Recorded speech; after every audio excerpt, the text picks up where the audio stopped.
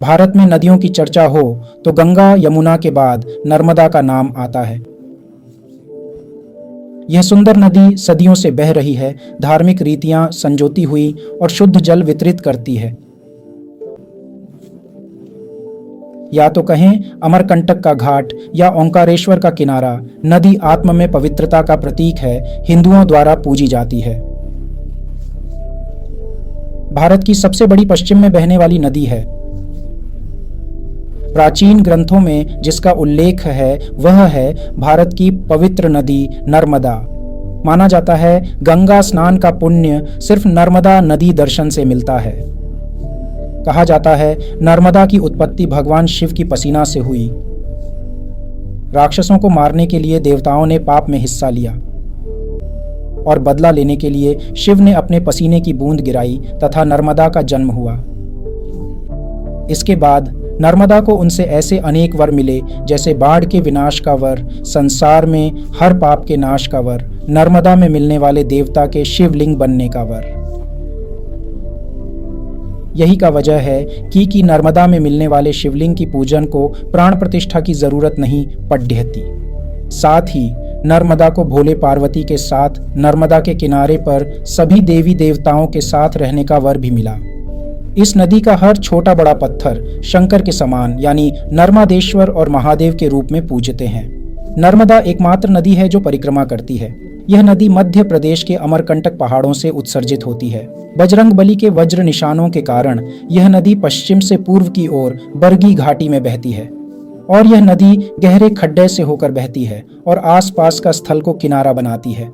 अपने प्रवाह के साथ यहाँ अनेक कहानियां और अनटकटे कथाएं जमा होती हैं।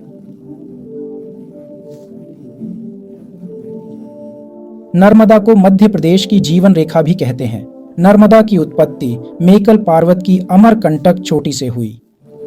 ये पूरब से पश्चिम बहती है, खांबाद घाटी में गिरती है। नर्मदा भारत की तीसरी सबसे लंबी नदी है।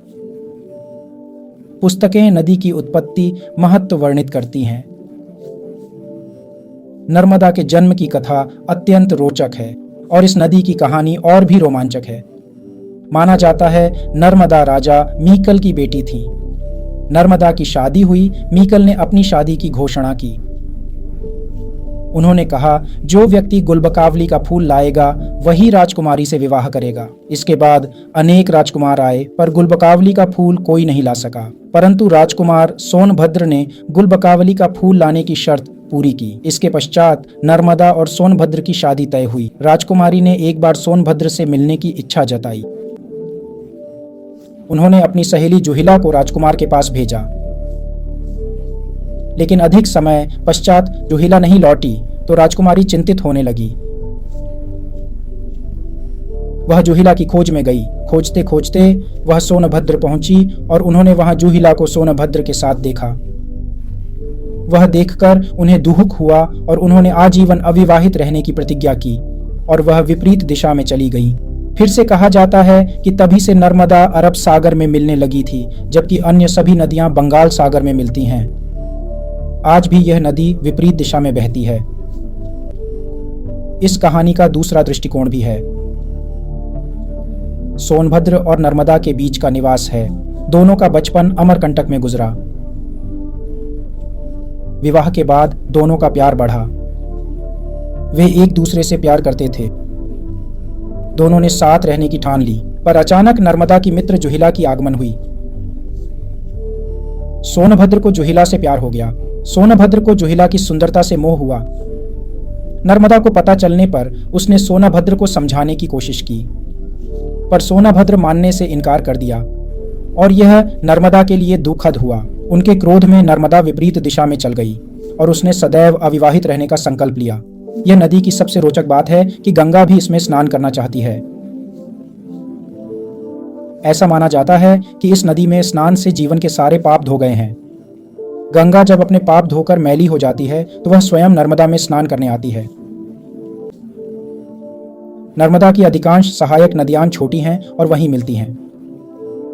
नर्मदा वेश देश की कृषि योग्य भूमि के 3 पीपर से है। यद्यपि यह नदी 9.96 वर्ग किमी में विस्तृत है। नर्मदा नदी की 41 सहायक नदियां हैं, जिनमें वर्णर नदी सबसे बड़ी है। प्राचीन कथाओं के अनुसार नर्मदा नदी को पाताल की नदी माना जाता है। नर्मदा का पानी रुका नहीं जा सकता, पुराण यह कहते हैं। यदि इसे रोकने की कोशिश की जाए तो बाढ़ आती है। नर्मदा एकमात्र नदी है जिसे घुमाया जाता है। नर्मदा चक्र को जीवन की नींव कहा गया है। नर्मदा चक्र 2 प्रकार के होते हैं। पहला, हर महीने नर्मदा पंचकोसी तथा दूसरा, हर साल नर्मदा चक्र। पंचकोसी यात्रा को भी विभिन्न रूप दिए गए हैं। लघु पंचकोसी, पूर्ण पंचकोसी और अर्ध पंचकोसी यात्राएं उदाहरणों के रूप में।